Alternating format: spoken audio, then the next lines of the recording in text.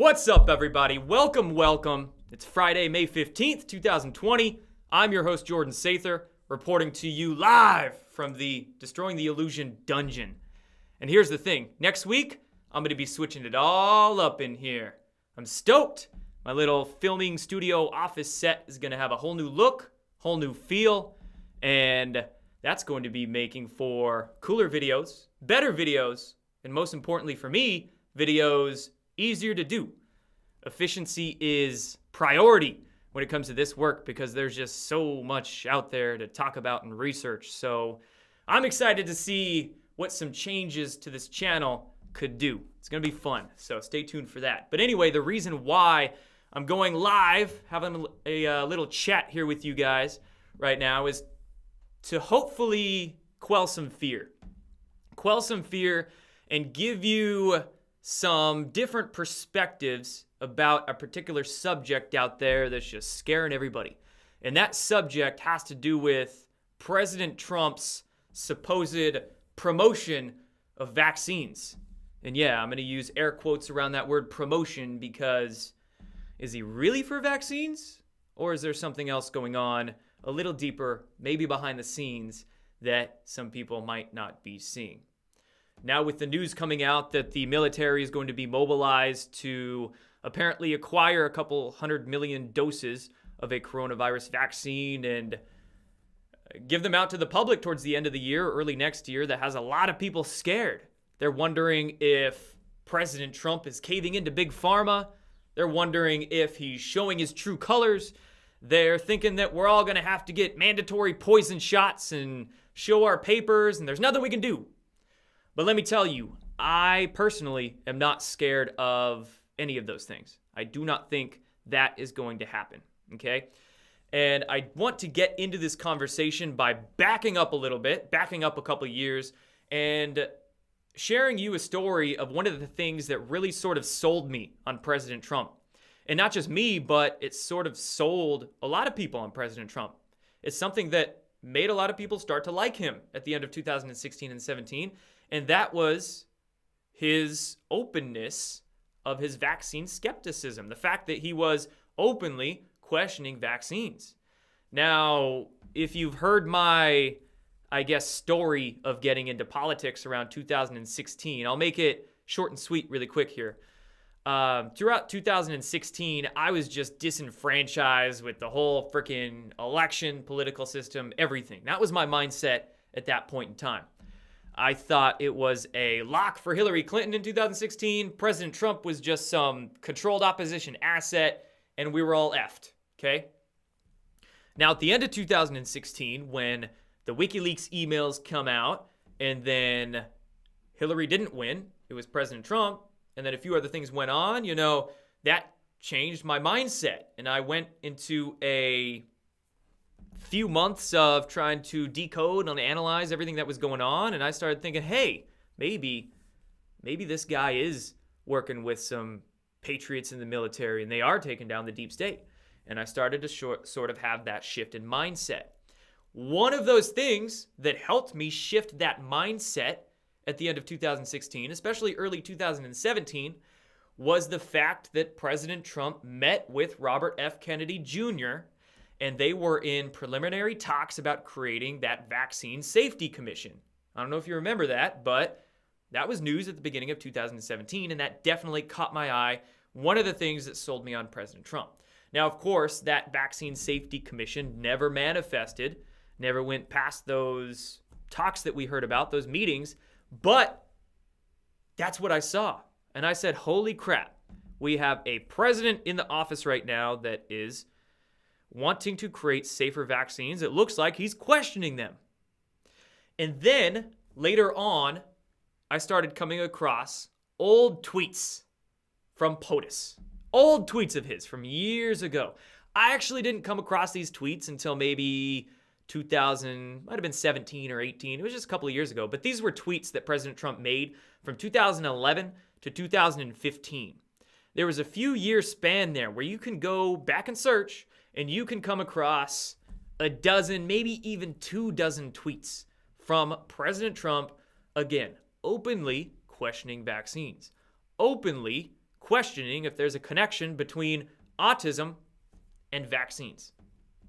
So, that being said, there are multiple data points that we could point to, multiple pieces of evidence that shows us what his true mindset is. All right? So when you're trying to analyze or ask the question, well, why the heck is he promoting them now? Why did he change his tune? What's really going on? Expanded perspective.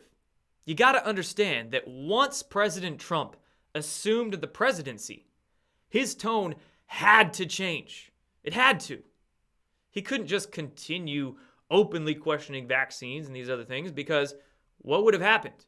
What would happen now if he openly questions vaccines, their dangers, their lack of testing, all these different, questionable aspects about them? What if he did that now? That would not be good. That would not be good, because the mainstream media would be completely activated to attack his ass. They would have a field day on him, calling him a crazy conspiracy theorist, a quack in chief, who knows what they would call him, but that would not be good. And we also have a public that needs to wake up. They need to be a little bit farther along to be able to accept some hardcore truths like that. So there are a few things that's holding President Trump back from being able to go full bore into disclosure right now. And it's not just vaccines, but I am sure that President Trump and those white hat military advisors around him, all of them that are pushing for full disclosure, I am sure that there are plenty of things, not just vaccines, but plenty of subjects that they would love to tell us more about, that they would love to go 100% in and just give the public the full hardcore truth about, because we need to get this great awakening going. I'm sure of it. I think you could safely assume too that there's a lot of stuff that they want to tell us more about, but they can't, because there is a very, very tight rope that President Trump and all of them are walking in their information warfare campaign. That's what it is. It's information warfare. And they need to be careful with what they tell us, because it's a PR game, man. It's a PR game going on. So this is why the idea and the understanding of what optics is, the fact that they have to do certain things for the cameras, but does that mean that they really think that behind the scenes, or there's not other things going on opposite of that supposed promotion behind the scenes? Let's play a game of what if right now. What if the military is being mobilized to maybe oversee the vaccine development right now? Because all that shit's taking place in the private sector, and that's where we don't want it, because that's when private corporations can tinker with the stats and do whatever they want with the products, and who the heck knows what Pfizer and Johnson & Johnson and all these other companies, Moderna, Novio, all the other ones that are directly or indirectly funded by the Bill and Melinda Gates Foundation. Who the heck knows what all these private companies are going to do with their freaking products? But if Trump can have the military somehow work with the private sector, maybe oversee it a little bit, maybe they can gain some valuable insight as to what these private companies are doing. Or, maybe they can have a little bit of control in the process. You see? So that's just a plausibility of something that could be going on with this. Some strategies, some 4D warfare, right? Again, I don't think the Patriots in control right now are going to let the public be poisoned. I don't think they're going to let untested, harmful products onto the market and make it mandatory for everybody to have to take them. If you looked at President Trump's press conference that he did just today on vaccine development, he was literally saying, nope, it's not going to be mandatory. There's going to be a lot of people that aren't going to want to take it. And he said that's okay. So it's been basically confirmed, his words that he said himself today, it's not going to be a mandatory vaccine. So do not worry about the shots being mandatory.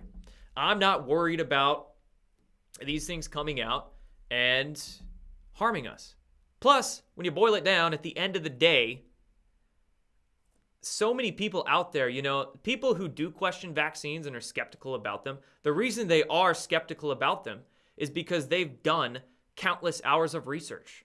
They've sat there for thousands of hours and studied from doctors who have enough courage to speak out, and scientists and medical books and journals, the ones that do put the truth out there. They've studied vaccines. And the reason they question it, are skeptical of it, won't get shots is because they've either done the research, or B, is because they've had a direct experience where either their son or daughter or a family member or a friend of theirs has been vaccine injured.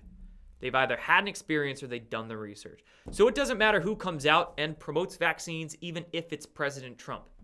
The people who know about vaccines, the truth about them, aren't going to take the poison shots. Okay? So even if some disinformation is necessary and President Trump has to say certain things for the optics, even vaccines, come on, trust yourself. Do your own research. And then you might be able to see some of the optics in play and the reasons why they have to do that. The reason why President Trump has to promote vaccines, it's not because of President Trump, it's because of the frickin' mainstream media. It's because of how corrupt the elite within the halls of science and the halls of the fake news mainstream media organizations are. We've got a lot of people out there who are purposely disinforming the public, and it's criminal, and they should be in jail for it, but unfortunately it's not. And there's a lot of useful idiots out there too who just don't know any better, and they're promoting the misinformation, promoting the idea that vaccines work or all this stuff, and they just sadly don't know any better. So that's just a bit of a conversation I wanted to have with you guys here. Hopefully to ease some fears, hopefully to give you some expanded perspective, maybe help you to see that strategy as to why Trump might be promoting them, what he really could think about them behind the scenes, and maybe, who knows? Who knows where this could go with the vaccines? Maybe he wants to mobilize the military just to keep kicking the can down the road.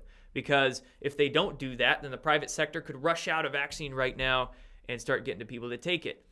Mobilizing the vaccine, having that or the military having that oversight could help them maybe not get that private sector vaccine out. Again, there's just a lot of possibilities, a lot of options there that could be going on. Don't dive into the fear. Don't get caught up by it, because then you'll miss those critically thought out options, or you'll miss that evidence that's right there in front of you that could help you give a more logical picture. And the fear messes with you, the propaganda messes with you. So anyway, that's it for this one, guys. I'm gonna be back for more of these live streams because I want to get familiar with all this stuff. Thanks for tuning in, and I'll see you guys soon.